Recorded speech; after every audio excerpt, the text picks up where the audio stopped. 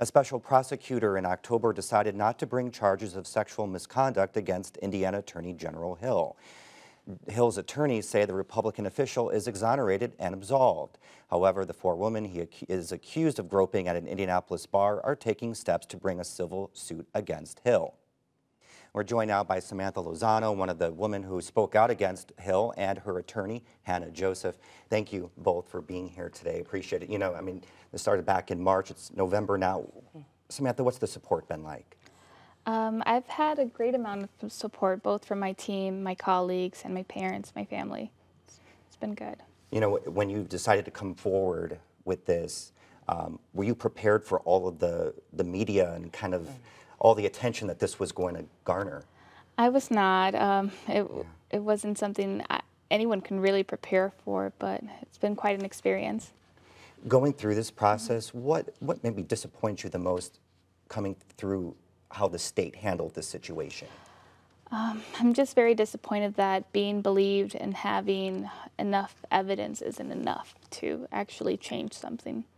Yeah, I think it's really important to recognize that the Inspector General and the Special Prosecutor acknowledged that all the victims were credible, that they had a lot of recognition of the story they told and the impact of that story, and yet criminal charges were found not to be recommended. And that was, I think, a surprise to the victims, but also a disappointing point in the story. The nice thing is that there are other ways to remedy the situation, and that's why the civil claims are so important, because even though the criminal charges were not an option in this case, the civil claims will still proceed. So yeah, I wanted to ask you about that. Tell us a little bit about the civil suit, and then what happens next? Sure. So we've taken the initial steps to proceed with a civil claim against Attorney General Hill in his official capacity and also individually, as well as the state of Indiana.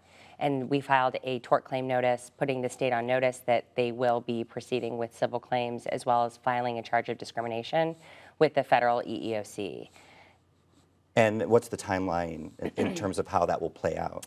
So there is a 90-day period for the Indiana Attorney General to actually investigate its own tort claim notice. So that's where the tort claim notice was filed. That's where they're always filed, but in this case, it's actually against Attorney General Hill.